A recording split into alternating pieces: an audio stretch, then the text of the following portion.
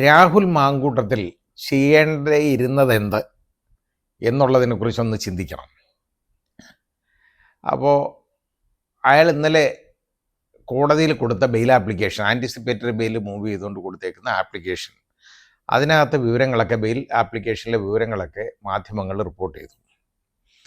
അപ്പോൾ അത് കണ്ടപ്പോൾ എനിക്ക് തോന്നിയ ഒരു കാര്യമാണ് ഞാനിപ്പോൾ പറയുന്നത്. ഇതിൽ വിളിച്ചു പറഞ്ഞിരുന്ന കാര്യങ്ങൾ, ഇത് ഒരുപാട് കാര്യങ്ങൾ അയാൾ അഡ്മിറ്റ് ചെയ്തിട്ടുണ്ട്. ഇത് വിവാഹിതയായ ഒരു സ്ത്രീയായിരുന്നു. അയാൾ അവരുമായിട്ട് പരസ്പര സമ്മതപ്രകാരം ബന്ധപ്പെട്ടു, ലൈംഗിക വീഴ്ചയിൽ ഏർപ്പെട്ടിട്ടുണ്ട് എന്നുള്ളത് അയാൾ ക്ലിയറായിട്ട് അഡ്മിറ്റ് ചെയ്തേക്കാണ് അതിനകത്ത്. ഇപ്പം ഇത് അഡ്മിറ്റ് ചെയ്യാൻ പറ്റുമായിരുന്നെങ്കിൽ ഇത് നേരത്തെ വിളിച്ചു പറഞ്ഞാൽ പോരായിരുന്നു. അതായത് ഈ സംഭവം പുറത്ത് വന്ന ഉടനെ ഇത് നാട്ടുകാരൊക്കെ അറിഞ്ഞു, അല്ലെങ്കിൽ ഈ സ്ത്രീക്ക് ഇങ്ങനെ പരാതി ഉണ്ടായി എന്നൊക്കെ വരുന്ന ഉടനെ അതിൻ്റെ ഈ ശബ്ദ സന്ദേശമൊക്കെ വെളി വന്നപ്പോൾ അന്ന് തന്നെ ഇയാൾക്ക് തീർത്ത് പറയാമായിരുന്നല്ലോ ഈ സമൂഹത്തിൻ്റെ അടുത്ത്, എനിക്ക് ഒരബദ്ധം പറ്റിപ്പോയി. അത് കാരണം അത് ഒരപകടമൊന്നും ആയിരിക്കില്ല, അതുകൊണ്ടാണ് പറയാത്തത്. കാരണം പല സ്ഥലത്ത് ഇതുപോലുള്ള അപകടങ്ങൾ പുള്ളിക്ക് കാണും. അങ്ങനെ പറഞ്ഞു കേൾക്കുന്നുണ്ട്. എനിക്ക് ഇങ്ങനൊന്നും പറ്റിപ്പോയി, ഞാൻ ഒരു വിവാഹിതയായ ഒരു സ്ത്രീയുമായിട്ട് ഇങ്ങനെ ബന്ധപ്പെടാനിടയായി, അത് തെറ്റാണെന്ന് എനിക്കറിയാം, തെറ്റാണ്, അതിപ്പോൾ ഞാൻ തിരിച്ചറിയുന്നു എൻ്റെ തെറ്റ്, എല്ലാവരും എന്നോട് അതിനകത്ത് ക്ഷമിക്കണം, ഇനി എൻ്റെ ഭാഗത്തുനിന്ന് മേലാൽ ഇങ്ങനൊരു കാര്യം ഉണ്ടാകുകയില്ല എന്ന് പറയാം. എന്നിട്ട് അവരെടുത്ത് ആ അതിജീവിതയുടെ അടുത്ത് മാപ്പ് പറഞ്ഞാൽ മതിയായിരുന്നു, എൻ്റെ ഭാഗത്തുനിന്നുണ്ടായ ഈ തെറ്റുകൾ പുറത്തു തരണം, ഇങ്ങനെ പറ്റിപ്പോയതാണ് എന്ന് പറയാം. കാരണം വിവാഹിതയായ ഒരു സ്ത്രീക്ക് അയാൾ വിവാഹ വാഗ്ദാനം നൽകി പീഡിപ്പിച്ചു എന്നുള്ള ഒരു കാര്യം പറയാൻ പറ്റുന്ന ഒരു കാര്യമല്ല. പിന്നെ ഈ അതിജീവിത എന്ന് പറയുന്ന, നമ്മൾ പറയുന്ന ഈ വനിത, അവർ ഈ വിവാഹിതയായിരുന്നുള്ള വിവരം ഈ മാധ്യമങ്ങൾ മനഃപൂർവ്വം മറച്ചു വെച്ചതല്ലേ? ഒന്ന് ആലോചിച്ച് നോക്കിയുള്ളൂ. ഈ സംഭവമൊക്കെ ഉണ്ടായി, ഇതെല്ലാം കഴിയുമ്പോൾ ഇതിനെക്കുറിച്ചുള്ള വിവരങ്ങളൊക്കെ പുറത്തു വന്നു. ഇതൊക്കെ പറയുന്ന ഉടനെ ഈ സ്ത്രീ വിവാഹിതയാണ് എന്നും അവരുടെ വിവാഹബന്ധം വേർപെടുത്തിയിട്ടില്ല എന്നുള്ള വിവരം ഈ മാധ്യമങ്ങളൊന്നും വിളിച്ചു പറഞ്ഞില്ല, പുറത്ത് പറഞ്ഞില്ല. ഇതാദ്യമായിട്ട് പുറത്ത് പറയുന്നത് ഞാൻ മനസ്സിലാക്കിയത് രാഹുൽ ഈശ്വർ ഈ ഒരു വീഡിയോ ആയിട്ട് വന്നപ്പോഴാണ്. അത് വെല്ലുവിളിച്ച് പറഞ്ഞു, ഞാൻ പറയാൻ തയ്യാറാണ്, എൻ്റെ പുറത്ത് ആര് നടപടി എടുത്തോട്ടെ, ഇവർ വിവാഹിതയാണ്, ഇവരുടെ വിവാഹം 2024 ഓഗസ്റ്റിൽ നടന്നതാണ് എന്ന് അയാൾ വിളിച്ചു പറഞ്ഞു. ഇപ്പോൾ ആ സ്ത്രീ പറയുന്നത് ഈ 2024 ആഗസ്റ്റിൽ വിവാഹം നടന്നു, ശരിയാണ്, വിവാഹം ഒരു ക്ഷേത്രത്തിൽ വെച്ചായിരുന്നു വിവാഹം നടന്നത്. പക്ഷേ തദ്ദേശ സ്വയംഭരണ സ്ഥാപനത്തിൽ അത് രജിസ്റ്റർ ചെയ്തിട്ടില്ല എന്ന് പറഞ്ഞാൽ എൻ്റെ അർത്ഥം എന്തോന്ന് എനിക്ക് മനസ്സിലായില്ല. അത് രജിസ്റ്റർ ചെയ്തില്ലെങ്കിൽ വിവാഹം ഇല്ലാതാവത്തില്ലേ? ആവൂ. ഹിന്ദു മാരേജ് ആക്ടിനകത്ത് പറയുന്ന വിവാഹം എങ്ങനെയാണെന്ന് പറഞ്ഞിട്ടുണ്ട്. ആ വിവാഹം എന്ന് പറയുന്നത് സപ്തപതിയാണ് അതിൻ്റെ ചടങ്ങ്. ഒരു ഫയറിൻ്റെ, അതായത് ഒരു വിളക്ക് കത്തിച്ച് വെച്ച് അതിൻ്റെ ചുറ്റുമായിട്ട് ഒരു 7 വലത്ത് ഭർത്താവ് ഭാര്യയുടെ കരം പിടിച്ചുകൊണ്ട് നടന്നു കഴിഞ്ഞാൽ വിവാഹമായി. ബാക്കിയൊക്കെ ഫോർമാലിറ്റീസേ ഉള്ളൂ. ഞാൻ നിയമം പറയുന്നത് അത് ഇനി തദ്ദേശ സ്വയംഭരണ സ്ഥാപനത്തിൽ രജിസ്റ്റർ ചെയ്യണം എന്നുള്ളത് ഒരു ചടങ്ങാണ്. ഇപ്പോൾ അത് ചെയ്തേ പറ്റുള്ളൂ, അത് നമ്മുടെ റൂളാണ്. അത് ചെയ്തില്ലെന്നും പറഞ്ഞ് വിവാഹം ഇല്ലാതാവത്തില്ല. വിവാഹത്തിന് തദ്ദേശ സ്വയംഭരണ സ്ഥാപനത്തിൽ പോയി അങ്ങ് രജിസ്റ്റർ ചെയ്താൽ ഒരു ഹിന്ദു മാരേജ് ആവത്തില്ല. അതിന് ഇത് ചെയ്തിട്ട് അവിടെ പോയി രജിസ്റ്റർ ചെയ്യണം, ഇതിൻ്റെ ഉറപ്പിലേക്കാണ്. അത് ഇന്നത്തെ കാലത്ത് എല്ലാ വിവാഹവും രജിസ്റ്റർ ചെയ്യണം. കാരണം അത് പല പല ഔദ്യോഗിക ആവശ്യങ്ങൾക്ക് വേണ്ടിയാണ് അത് ചെയ്യുന്നത്, അല്ലാതെ വിവാഹ ബന്ധത്തിന് വേണ്ടിയൊന്നുമല്ല. വിവാഹം കഴിക്കാൻ അങ്ങനൊന്നും ചെയ്യണ്ട. ഇപ്പം മുസ്ലിങ്ങളുടെ ഇടയിൽ നിക്കാഹ് കഴിഞ്ഞാൽ വിവാഹമായി. അതുപോലെ തന്നെ ക്രിസ്ത്യൻ സഹോദരങ്ങളുടെ ഇടയിൽ അത് പള്ളിയിൽ വെച്ച് വിവാഹം നടത്തി, അച്ഛന് ഇതൊക്കെ ചെയ്തു, മന്ത്രകൂടിയും കൊടുത്തു, ഇതൊക്കെ ആയി, താലിയും കെട്ടി കഴിഞ്ഞ് വിവാഹമായി. ഹിന്ദു സഹോദരങ്ങളുടെ ഇടയിലാണെങ്കിൽ ഈ സപ്തപതി എന്ന് പറയുന്ന ഇത് ഫോർമാലിറ്റി കംപ്ലീറ്റ് ചെയ്ത് കഴിഞ്ഞാൽ വിവാഹമായി. അത് ഈ സ്ത്രീയും പുരുഷനും വിവാഹപ്രായമുള്ളവരായിരിക്കണം എല്ലാ മതങ്ങളിലും. അതാണ് ഇപ്പം വേണ്ടതും. അപ്പോൾ ഇവിടെ ഇപ്പോൾ ആ സ്ത്രീ എടുത്തേക്കുന്ന സ്റ്റാൻഡ് എന്താണെന്ന് മാധ്യമങ്ങളിൽ നിന്ന് കാണാനിടയായി. അതെനിക്ക് ചിരിയാ വന്നേ. തദ്ദേശ സ്വയംഭരണ സ്ഥാപനത്തിൽ രജിസ്റ്റർ ചെയ്തിട്ടില്ല, ഒരു കാര്യം. പിന്നെ രണ്ടാമത്, ഇത് കഴിഞ്ഞ് 1 മാസം കഴിഞ്ഞ ഉടനെ 1 മാസത്തിനോടെ ആ വിവാഹബന്ധം നീണ്ടു നിന്നുള്ളൂ. അത് കഴിഞ്ഞ് അങ്ങ് ഒഴിവാക്കി. എങ്ങനെ ഒഴിവാക്കി?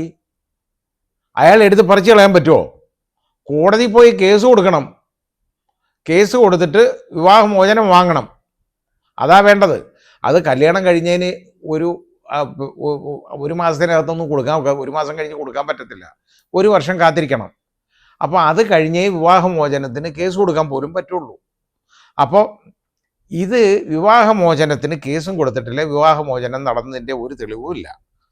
അങ്ങനെയുള്ളപ്പോൾ അവർ വിവാഹിതയായിട്ടേ അവരെ കണക്കാക്കാൻ പറ്റുള്ളൂ. വിവാഹിതയായ ഒരു സ്ത്രീയാണ്, അതേ കണക്കാക്കുകയുള്ളൂ.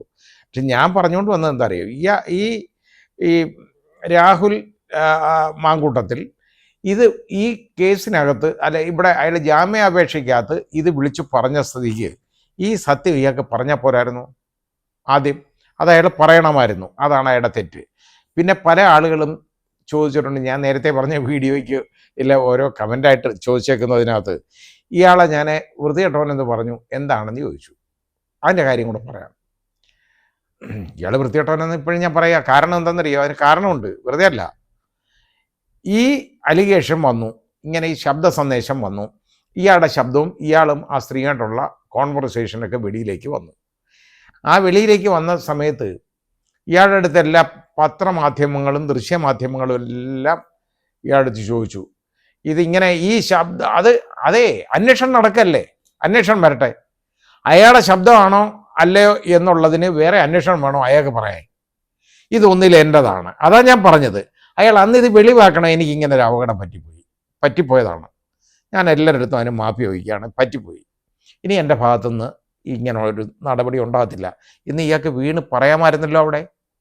അതുകൊണ്ടാണ് ഞാൻ പറഞ്ഞത്, അത് അയാൾ ഒന്നീ ഓൺ ചെയ്യണം, അത് എൻ്റെ ആണെന്ന് പറയണം, അല്ലെങ്കിൽ അയാളെ അല്ല എന്ന് പറയണം. ഇത് ഒന്നും അയാൾ പറയാൻ തയ്യാറായില്ല.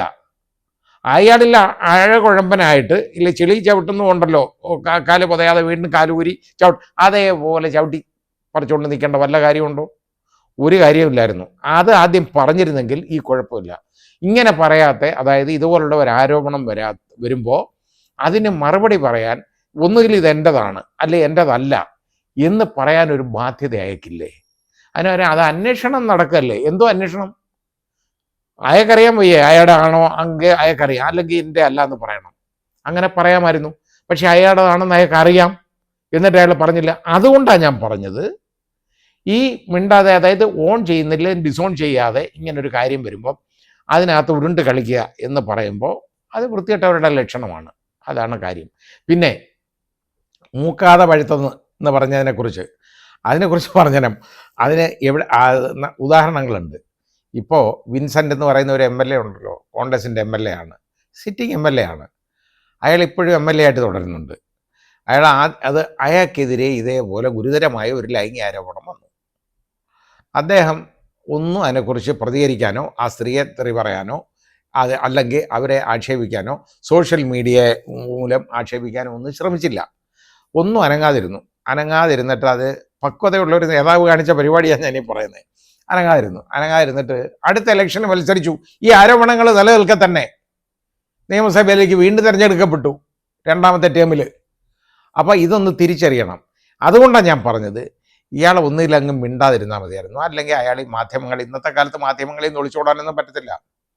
അയാൾ പറയണമായിരുന്നു, എനിക്കിങ്ങനൊരു തെറ്റ് പറ്റിയെന്ന് പറഞ്ഞാൽ പിന്നെ ആരും അതിനപ്പുറത്തോട്ട് ചോദിക്കത്തില്ല. എന്തുകൊണ്ട് പറ്റി എന്ന് ചോദിക്കും. എനിക്കൊരു തെറ്റ് പറ്റിപ്പോയി എന്ന് പറഞ്ഞാൽ എന്തുകൊണ്ട് തെറ്റ് പറ്റിയെന്ന് ആരെങ്കിലും ചോദിക്കുമോ? ഇല്ലായിരുന്നു. അത് അയാൾക്ക് പറയാമായിരുന്നു. അതാണ് ഞാൻ പറഞ്ഞത്, അയാൾ വൃത്തികേട് കാണിച്ചു. ഈ കാണിച്ചത് മഹാവൃത്തികേടാണ്. ഇപ്പോൾ യഥാർത്ഥത്തിൽ അതിലെ VD സതീശനും അതുപോലെ തന്നെ രമേശ് ചെന്നിത്തലയും പിന്നെ ശ്രീ K മുരളീധരനും ഒക്കെ എടുക്കുന്ന അവരുടെ സ്റ്റാൻഡ് എന്ന് പറയുന്നത് വളരെ ശരിയാണ്. കാരണം അത് പറഞ്ഞേക്കുക. പിന്നെ അപ്പം ഞാൻ പറഞ്ഞത്, ഇപ്പം ഇങ്ങനെ ഇയാളുടെ പേരിൽ അവരെ എടുക്കാവുന്ന ഒരു നടപടി എടുത്തു. അപ്പം ഇനി അത് എങ്കിലും അവർക്ക് പറഞ്ഞു നിൽക്കണം, ഇല്ലെങ്കിൽ എന്തെങ്കിലും പറയാൻ പറ്റുമോ? ഇതാണ് പ്രശ്നം. ഇത് നേരെ ചൊവ്വേ ഇതങ്ങ് പറഞ്ഞിരുന്നെങ്കിൽ ഈ പ്രശ്നം ഒഴിവാക്കി പോകാമായിരുന്നു. പിന്നെ ഇയാൾ ഈ സ്ത്രീയെ പോയതാണെന്നുള്ളതൊന്നും അതൊന്നും ഞാൻ വിശ്വസിക്കുന്നില്ല. അതുകൊണ്ടാണ് അവർ കൊണ്ടുപോയി ഇതുപോലെ അവസാനം ഇതിപ്പോൾ ഞാൻ പറഞ്ഞില്ലേ, ഇപ്പോൾ ഇതിനകത്ത് അതുപോലെ തന്നെ ഈ പല ശബ്ദ സന്ദേശങ്ങളും ഒക്കെ ഇപ്പോൾ വെളി വരുന്നുണ്ട്. ഈ സ്ത്രീയുടെ ആയിട്ട് വെളി വരുന്നുണ്ട്. അവർ വേറെ ആരടുത്തോ വിളിച്ചു പറയുന്നതൊന്നും വലിയ കാര്യമുള്ളതായിട്ട് എനിക്ക് തോന്നുന്നില്ല. കാരണം അതിനൊന്നും എവിഡൻഷ്യറി വാല്യൂ ഇല്ല. ടേപ്പ് റെക്കോർഡഡ് ഡയലോഗ് എന്ന് പറയുന്നത് റെക്കോർഡഡ് ഡയലോഗിന് വിലയുള്ളതാണ്, എവിഡൻസിൽ ഉപയോഗിക്കാം. പക്ഷേ അതായത് റെക്കോർഡഡ് മോണോലോഗ്, അതായത് ഒരാൾ തന്നെ വിളിച്ച് പറയുന്നതിന് വലിയ കാര്യമൊന്നും ഉള്ളതല്ല. എന്തായാലും ഈ രാഹുൽ മാങ്കൂട്ടത്തിൽ നാറാനുള്ളത് നാറിക്കഴിഞ്ഞു. മുമ്പ് ഇതങ്ങ് വിളിച്ച് പറഞ്ഞിരുന്നെങ്കിൽ ഈ പ്രശ്നമില്ല. പിന്നെ ഇതിനകത്ത് ഒരുപാട് വൈരുദ്ധ്യങ്ങളുണ്ട്. കാരണം 2024 ഓഗസ്റ്റിൽ വിവാഹം നടന്നു. ആ സ്ത്രീ പറയുന്ന അനുസരിച്ചാണെന്നുണ്ടെങ്കിൽ, അവർ പറയുന്നതാണെന്നുണ്ടെങ്കിൽ 1 മാസം കാലം ആ വിവാഹബന്ധം ഇങ്ങനെ അത് നീണ്ടു നിന്നുള്ളൂ. അത് കഴിഞ്ഞത് ഒഴിവായതന്നെ ഇപ്പോഴും തെളിവൊന്നുമില്ല. ഭർത്താവ് ഇപ്പോഴും ഭർത്താവ് എന്ന് തന്നെ പറഞ്ഞുകൊണ്ടിരിക്കുന്നത്. അത് ബാക്കി എനിക്കറിയില്ല അതിനെക്കുറിച്ച്. പിന്നെ ഇത് കഴിഞ്ഞ് മാർച്ചിലാണ്, 2025 മാർച്ചിലാണ് ഇയാളുമായിട്ട് ബന്ധപ്പെടുന്നത് എന്നുള്ളതാണ് പറഞ്ഞേക്കുന്നത്. ഇതൊക്കെ ഒരുപാട് വൈരുദ്ധ്യങ്ങൾ ഇതിലുണ്ട്. അതിനു മുമ്പേ ബന്ധപ്പെട്ടു എന്ന് പറഞ്ഞു കഴിഞ്ഞാൽ ഇനി ഇവർക്ക് എന്ത് പറയാൻ പറ്റും? അങ്ങനെയൊക്കെയുള്ള വലിയ കുഴപ്പങ്ങളുണ്ട് ഇതിനകത്ത്. ഒരുപാട് വൈരുദ്ധ്യങ്ങളുണ്ട്, ദുരൂഹതകളുണ്ട്. അത് എടുത്തിട്ട് അലക്കേണ്ട കാര്യമില്ല നമുക്ക്. ഏതായാലും അയാൾ മുൻകൂർ ജാമ്യത്തിനായിട്ട് കൊടുത്തേക്കാണ്. അത് കിട്ടാതിരിക്കാനുള്ള എല്ലാ മാർഗങ്ങളും ചെയ്തു വരുന്നുണ്ടെന്നുള്ളതാണെന്ന് മനസ്സിലാവുന്നത്. ഏതായാലും അത് കോടതി തീരുമാനിക്കട്ടെ അതിൻ്റെ മെരിറ്റിൽ. അതിനെക്കുറിച്ച് നമുക്കങ്ങ് വിടാം. പക്ഷേ ഞാൻ പറഞ്ഞ ഇതേ ഉള്ളൂ. ഞാൻ പറയാനുണ്ടായ കാര്യം ഇതൊക്കെയാണ് എന്ന് വിശദീകരിക്കാൻ വേണ്ടി ഞാൻ പറഞ്ഞു എന്നുള്ളതേ ഉള്ളൂ.